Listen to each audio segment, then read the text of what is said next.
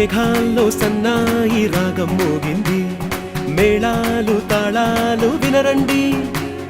సిరికి శ్రీహరికి కళ్యాణం కానుంది, శ్రీరస్తు శుభమస్తు అనరండి. అచ్చతలు గంటో పెళ్లికి అర్థం చెప్పారంటూ, మెచ్చదగు ముచ్చట ఇది అని సాక్ష్యం చెబుతామంటూ, జనులంతా జై కొట్టేలా జరిపిస్తామండి. అందాల కుందనపు బొమ్మవని